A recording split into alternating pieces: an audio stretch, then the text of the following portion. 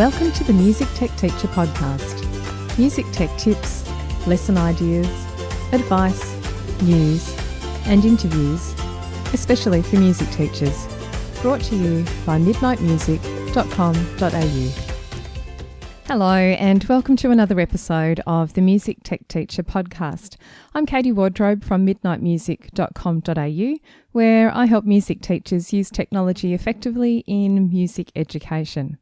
Now, I'm sitting here today, it's late November and kind of a little bit unusually for Melbourne where I live. We've had some really hot weather for the past couple of weeks. We haven't even quite hit summer yet. That actually starts tomorrow on December the 1st. So I'm sitting here in very warm weather with my air conditioning running, and I'm hoping it's not going to affect the sound quality of the podcast too much. I would turn it off, but it's not very comfortable without it on at the moment. Now, almost every day I see a different music teacher post on Facebook asking for ideas for using GarageBand or Soundtrap with their students.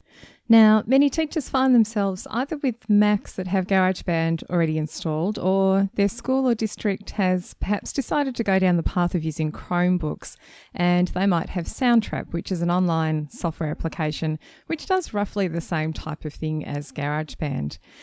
Now, Soundtrap actually has the benefit of working across all platforms, Mac, PC, iPad, Chromebook, and so on. So it is actually an excellent choice if you've got a mixture of devices at your school. So most teachers are really keen to use GarageBand or Soundtrap in a meaningful way, and they really want lesson ideas that will teach the musical concepts and tie in with what they're already doing. And I see a lot of people also expressing their desire to move students away from using pre-made loops that you can find in those programs and get them onto creating original material.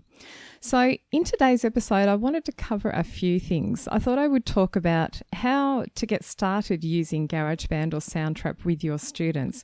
I'm going to talk generally, in general terms really, and it's going to be really including both software programs here because their functions are really quite similar. If you don't have GarageBand or Soundtrap, you might have something else which is, again, similar, something like Mixcraft or any of those DAWs, digital audio workstations that do the same type of thing that allow you to record your voice or real instruments, or even use software instruments to record different parts. So I wanted to cover how to get started and also how to decide what your outcomes should be for the lesson that you're doing and how to focus those outcomes without getting waylaid. That's another important part. Now, the second part of this, I want to talk about the golden rule for all music tech projects that I think is really important. And if you follow the golden rule, it will often kind of prevent a lot of issues happening that would otherwise occur. So we'll talk about that. And then lastly, I wanted to talk about some specific ideas for lessons or projects at kind of like 4 different experience levels. So from, beginner, starting out type projects through to more advanced ones. Originally, I had intended this episode to be fairly short and succinct, but like most of the episodes where I'm recording by myself or even with another person, I end up talking for a lot longer than I thought I was going to. So what I've done with this episode is actually divided into part 1 and part 2.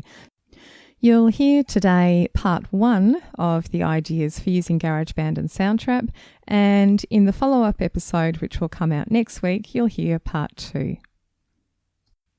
Now, if you're listening to this while you're out and about, don't worry. I will have an outline of the things that we've talked about. I'm actually going to include an outline of the content of today's episode, not just the links to websites and things that I might mention, but I'll include the tips and the lesson ideas as well. And they'll go onto the show notes page for this episode, which is at midnightmusic.com.au/42.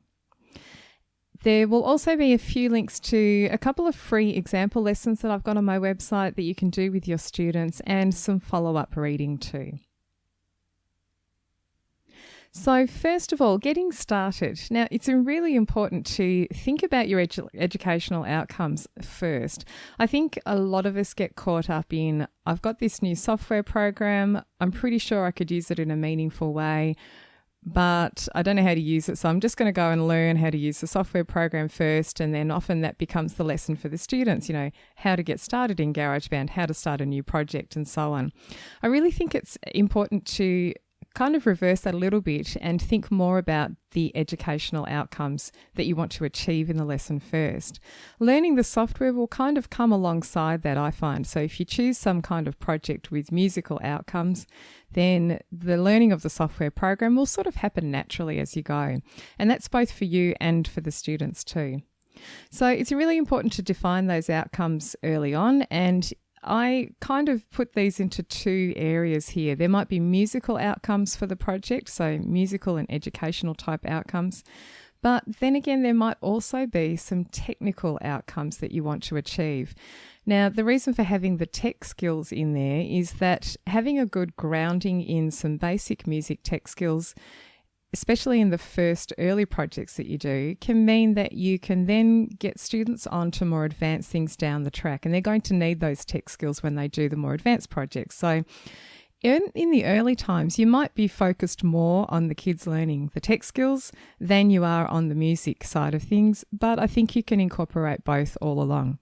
So good to focus on just one or two things, especially when you're getting started. So from a musical point of view, you might just concentrate purely on form or on melody or on creating a rhythm or on a chord progression or the difference between major and minor chords, for instance. Now, those are all examples that could be individual standalone little projects surrounding those things.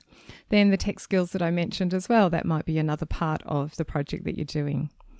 The advanced projects that you'll do down the track will encompass more things. So you might incorporate all of those things, form and melody and rhythm and chord progressions and so on. I'm also going to say that I think it's okay to have some pre-made components as part of the projects that students are working on, especially in those early days. The aim eventually is to increase the original material, I think, that they're creating, but it's okay to use some of those pre-made loops and so on.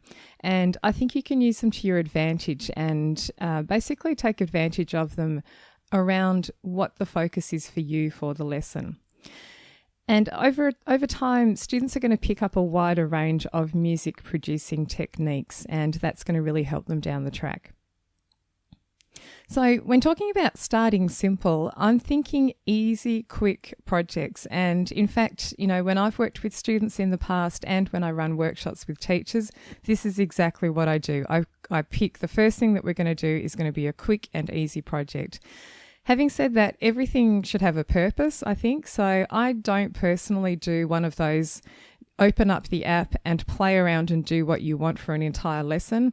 I don't think it's the end of the world if you do that, but I tend to find that giving even the very first session on a software program some kind of focus or meaning is a great way to get started. So focusing on just one or two musical aspects is great. And there are lots of beginner tech skills to learn when you first start using software, and that's either for you yourself or for the students. And you know what it's like I do, when you've got a whole group of people, there can be varying tech skill levels, just general levels, and there can be varying experience with the software that you're using. So starting off with something simple means that everyone's going to do the same kind of thing at the same time, and I think that that's a really good thing. In a very beginner project, even when it's a very simple one, students are still going to learn all of a big range of tech skills, including how to start a new project, how to add or select an instrument. They're going to learn how to play that instrument, and I'm talking software instruments here, so knowing how to open up the on-screen keyboard and changing octaves and changing the sound. They're going to learn how to control playback of their project, so starting and stopping and recording. They're going to need to know how to turn on and off the metronome and count in, how to fix mistakes or re-record things, how to add new tracks, how to adjust levels, how to save and how to export. And all of those things you can actually cover in a beginner lesson. And so this is what I like to do. Choose something really simple, because for me, the focus is going to largely be on learning all of those basic tech skills.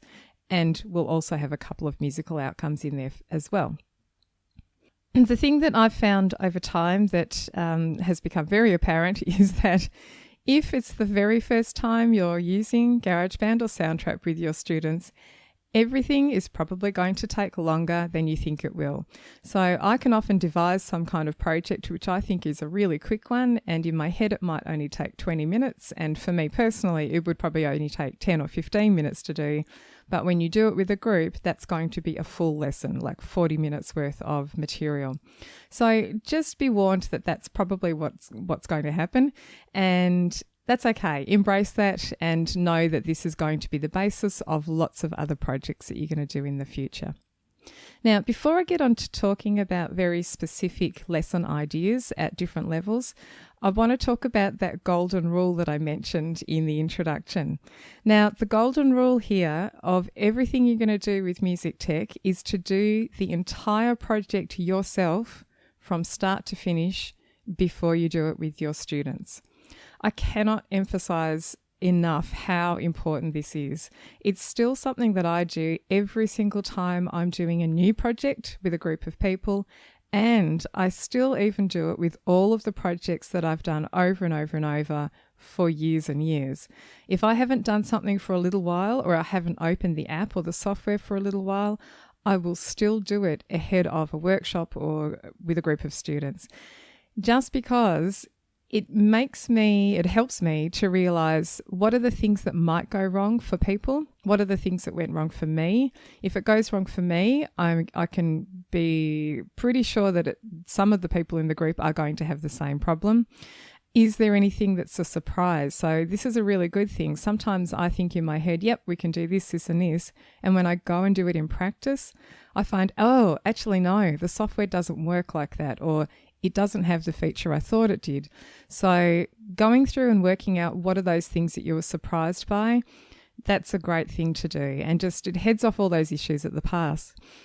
I've also realized over time, and it's happened with students and with adults, that there are little things that are surprising to other people, which may not be surprising to me. So one prime example that I can think of is that often when people are using these type of programs for the first time, they might lay down their first track, and this might be a guitar part, let's say, and then they go back to the beginning and they press record to record the second track. Now, at this point in time, you're going to play the second track material along with what's going on in the first track, and it's often a surprise to people that the first track plays back into their headphones while they're recording the second track.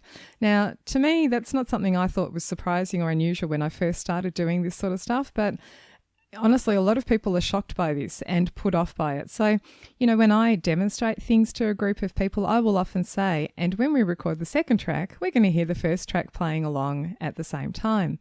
And I also mention to them that if they want to turn that down, the volume down of the first track, or even mute it because it's less off-putting, they can do that, and I'll show them where.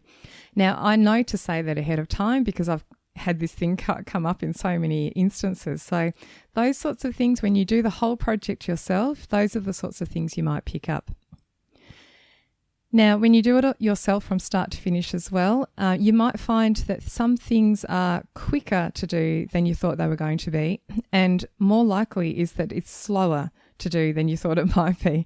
So as I said, I think about a project in my head and I'm like, yep, we can do this in 5 minutes. And then no, when I do it myself, it might take 10.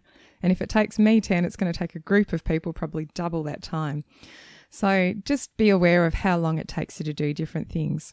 And one of the most important parts of doing it yourself is to run through all the way to completion. And by that I mean going through the saving and exporting part of the project to the end. So what is it that you want the students to do when they've completely finished their project?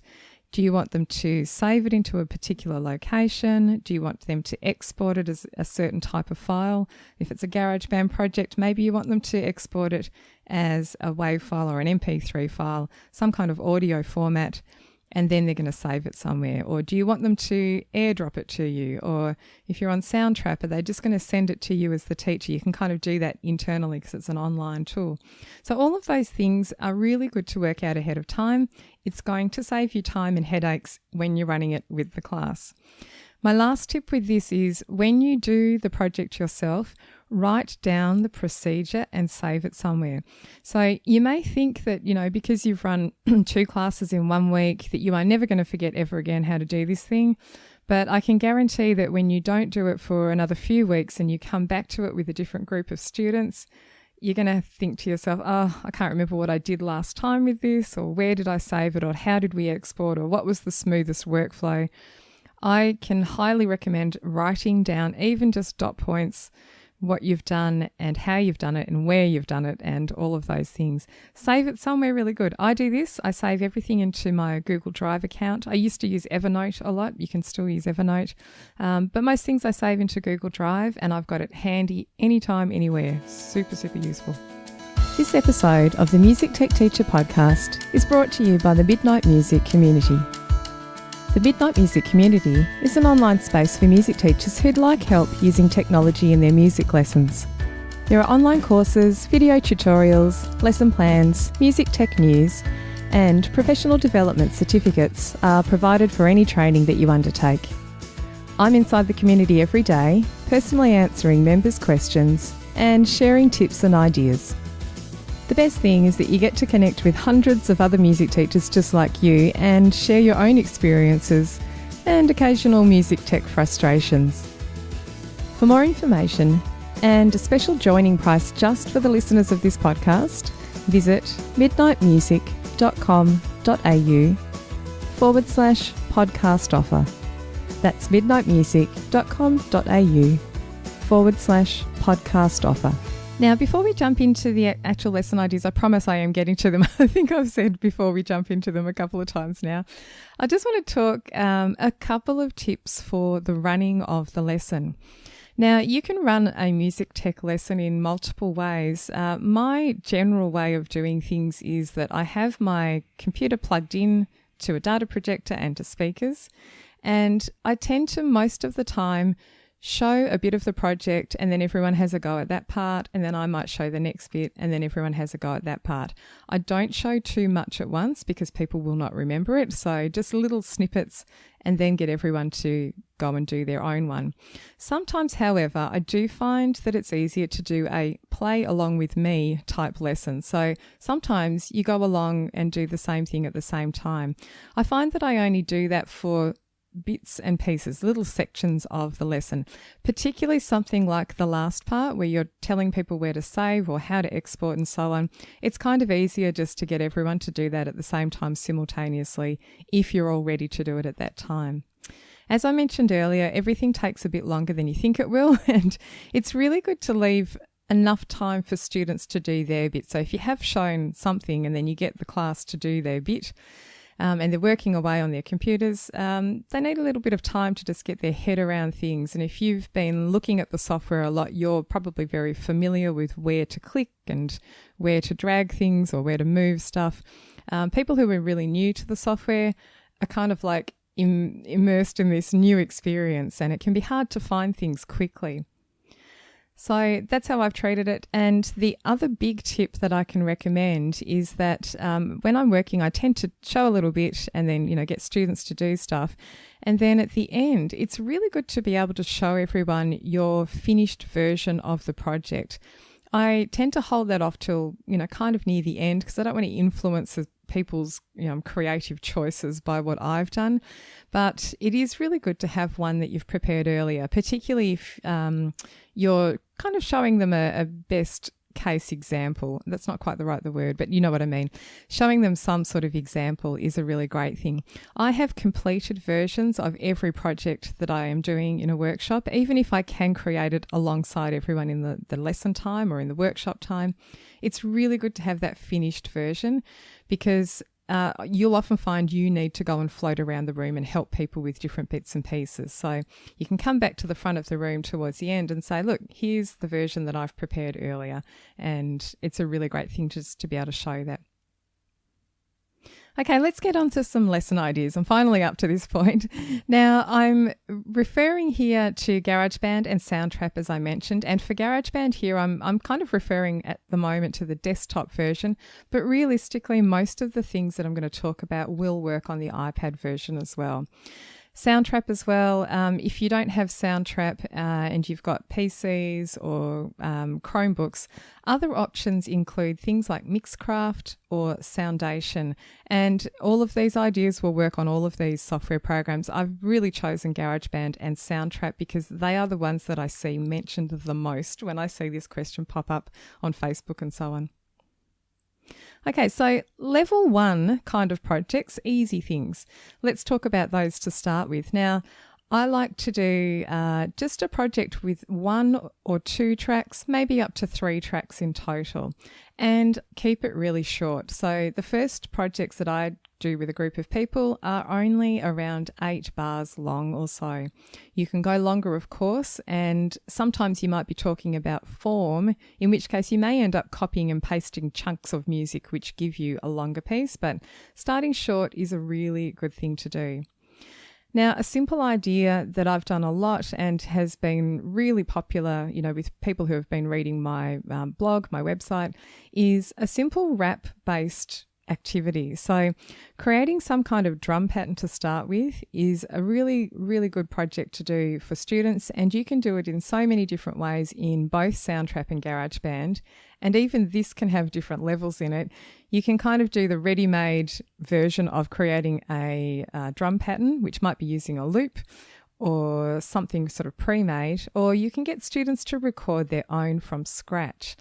Now, at the time of recording, Soundtrap's just recently added in to their program a drum sequencer, which is fantastic. And there's also one in the iPad version of GarageBand where you can kind of tap on a square in the kick drum part, and that will put a sound on the first beat in the first bar, and you can build up a pattern using snare drum and hi-hats and so on. Really easy to do and lots of fun, and it's quite quick once students know some basic principles about how to do that. So if your prime focus for this lesson is perhaps to teach students how to do a drum pattern, then I would go for the more manual version of this, so them creating it from scratch. If, however, your focus is going to be more on the rapping part of the project, i.e. getting students to write their own rhyme first of all, rap, and then say it in time to a beat, perhaps that's your main focus, then in that instance, you might want them to go ahead and use some ready-made drum patterns because it's going to get you quicker through that part of the project. So there's lots and lots of options here for how you do it. So one that I've done in the past is called Rap My Name. I'm sure I've mentioned it on other episodes of the podcast. It's available for download from my website, and I'll put a link in the show notes.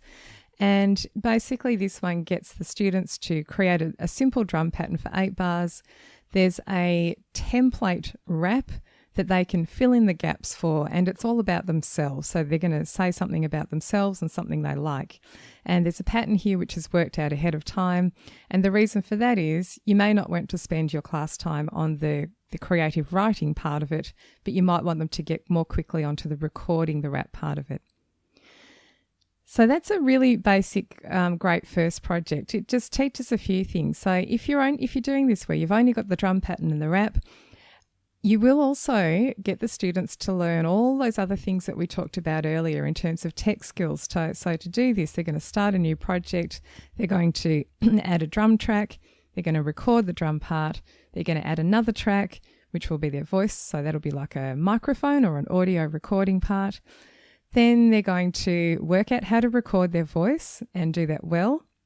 Then they're going to perhaps fix mistakes up if they've made mistakes. They're going to know how to play back their song. They're going to add other parts if they want to. They may even add some very simple automation, so a fade out at the end of the whole piece. They might add that as well. And all of these things are basic tech skills, but there's an awful lot of them that go into this one simple project. So really good way to start. Other simple projects you can start off with are simply getting students to record something like a melody of 4 bars long, and then get them to record a contrasting melody of 4 bars straight after that. And then they might go back and copy the first melody and put it at the end of the second melody, and then you've got a piece which is in A-B-A form. So the focus of the lesson in this instance might be form, A-B-A form, and also recording a melody. And it could just be the melody. That's all you need to do, maybe just the melody alone. If you've got quick students, they could actually add something else to go with their melody, but the focus of the lesson might just be the melody in this instance. Another simple project is to get students to record themselves singing or playing just one section of a piece that they're working on. So if they're in band, orchestra, chorus, some other ensemble, or they're doing private music lessons, they might take out a piece and just record a short snippet of something they're working on. This also has the benefit of teaching them all of those basic tech skills, and it's just a simple project. They can put the metronome on, put some headphones in so they can hear the metronome and press record, and it's great practice them playing in time to the metronome and getting the part recorded that way. They might also add some sort of percussive backing to go with what they've recorded or some other part. One other thing I'll mention in this easy category is taking some kind of rhythmic thing that you're doing with students already, and I'm thinking something like a clapping game, and getting them to replicate the pattern in GarageBand or Soundtrap. So you can take a clapping pattern. I've done this with great success and hilarity in workshops where I've taught a group of teachers the boom, snap, clap clapping game, which has 3 distinctive sounds, the boom, the snap and the clap. And it translates really well into kind of comparing it to the parts of the kit. So the boom becomes a kick drum, the snap becomes the hi-hat, and the clap becomes the snare drum, the middle kind of sound. And it's really great to take that pattern that we've been clapping and then go ahead and put it into some kind of software program so they can record the boom part in the bass drum, the clap part is the I'm getting confused now. The clap part is the snare drum and the hi-hat part matches the snap. So they can record all of these in GarageBand and Soundtrap. And once they record them, they can play them back to check that they're correct, check that it sounds rhythmically correct and matches up with what they've learnt in the clapping game, and so on. Really great exercise to do. It's a good kind of early transcribing exercise, makes people listen a lot, and again, it teaches all of those basic tech skills. One great tip that I'm going to just put in here is that it can be really useful to provide students with a template, especially when you're starting out. So if you really want to make the focus a musical aspect of the lesson and you don't have a lot of time for the students to perhaps set up a new project from scratch and start instrument tracks and choose sounds and so on, it can be really, really useful to provide them with a template where a lot of this stuff is set up ahead of time. You can even provide a template with some of the recorded material in there, and then students are perhaps just filling in a gap. So one example might be perhaps you've been doing pentatonic melodies with your students and they've been composing their own.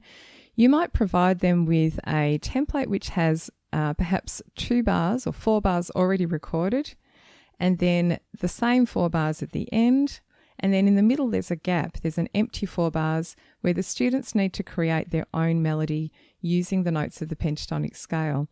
Now, having it set up like this is brilliant. I've done this in workshops that I've run in the past, in many types of workshops too, not just GarageBand and Soundtrap, but for instance in Sibelius workshops where, to set up a notation file from scratch, it's quick when you know how to do it, but when you're getting a group of 20 people to do it simultaneously, it can literally take 10 to 15 minutes to get through that part, and we haven't even gotten to putting any notes into the file. So with GarageBand and Soundtrap, same sort of thing. Sometimes you can spend an awful lot of time explaining what the key is that we need and the tempo and which instrument are we choosing, and someone went to the wrong place, so then you've got to go back and work out where they went wrong, and all of these things take a long time. So if you've got short lesson time and you want to really focus on something specific, using a template which you can give to students at the beginning of the class can really save a lot of setup time if you want them to achieve something really fast. Let's talk about level 2, kind of moving on projects. And even though I've divided these all up into like levels, I've got level 1, 2, 3 and 4 here. A lot of these can be done can be adapted in many ways. So some of the later things that I'm going to talk about as examples of advanced projects, I've actually done them with very young beginner students. It's just that you can adjust your expectations and the types of thing that they'll do in the project. But anyway, I'm going to talk about some level 2 type projects after you've done some basic things. Now, one that I really like is to use the 12-bar blues. A lot of people do the blues with students in middle school somewhere. It's a great one to do in GarageBand and Soundtrap. So what you can get students to do, it might be really as simple as getting them to record the chord sequence for the 12-bar blues using a guitar or keyboard instrument. Now, that could be the entire project, just getting students to record that and to get the chord changes in correctly. That might be enough for you. That might be one whole lesson. Now, if you want to do a little bit more, you might get students to add a walking bass line to go along with that chord sequence and perhaps a drum part.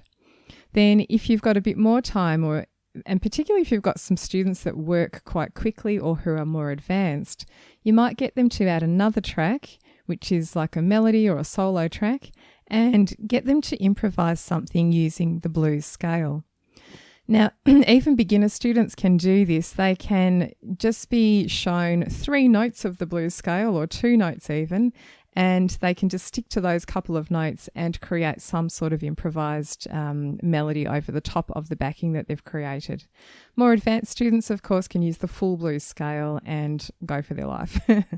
Now, another one that I've done, which has also been a lot of fun, is to do the blues, but actually to do the blues in a really different style.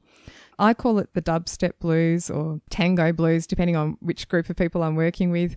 But basically, if you use the blues chord sequence, but change particularly the drum pattern, it's going to change the flavour of the whole thing.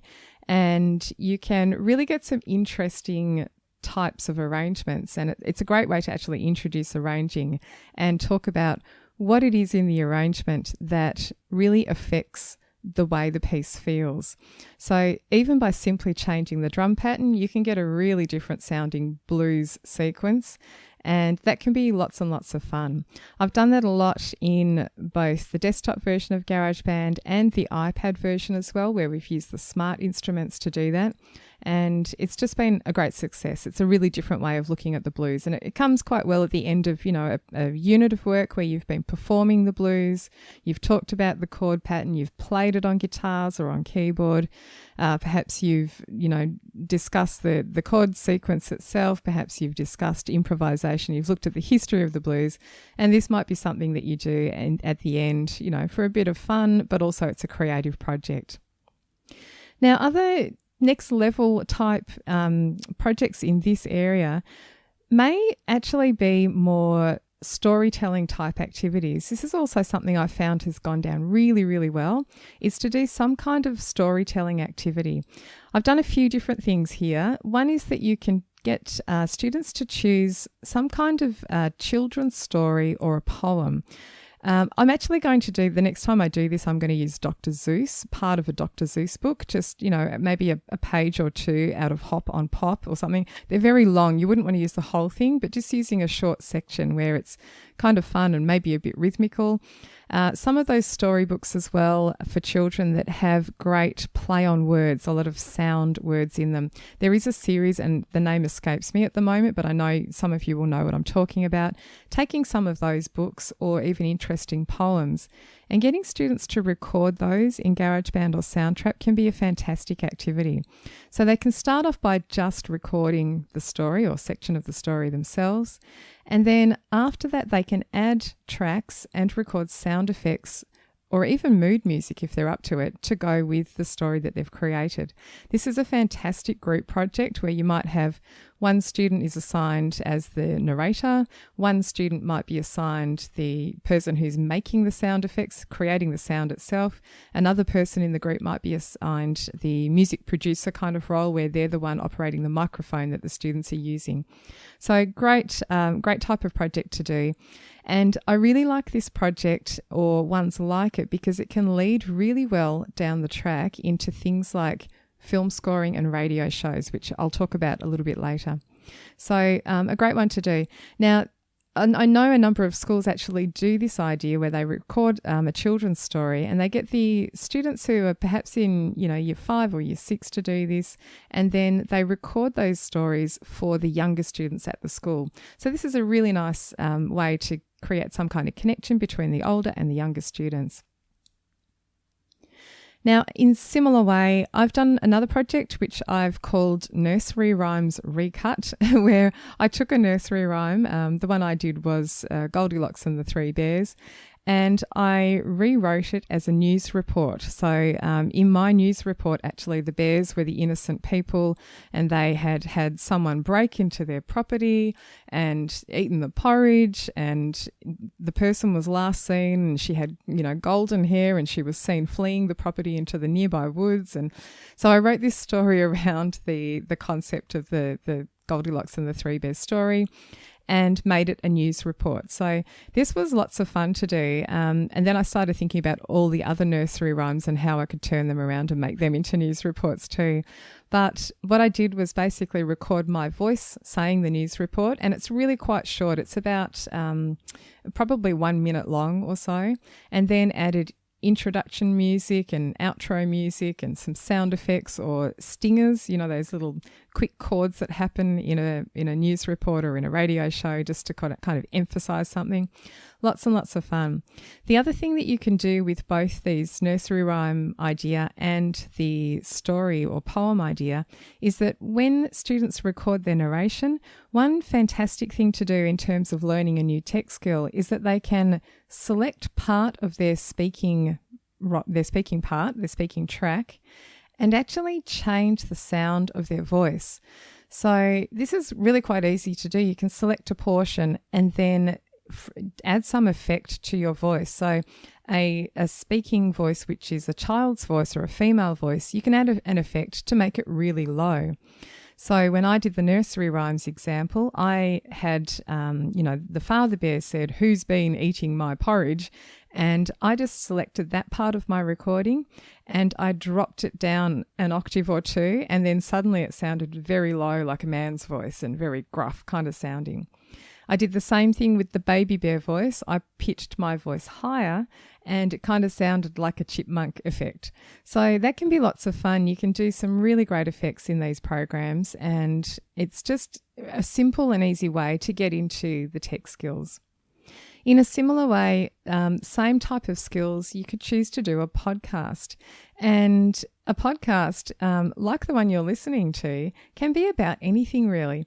I love the idea of getting students to record a podcast about some kind of historical topic that you might be covering in class. If we go back to the blues as an example, you might be studying the blues, and part of their unit of work might be that they create an audio report about the blues where they're talking about what it is, and perhaps talking about examples of artists and famous pieces of music and where the blues are today and all of those things. And they can record that as a podcast. It's like a radio show essentially. And it can just be quite an engaging way. Rather than doing a written report about the blues, they are doing this audio recording. So you end up with a multimedia type result.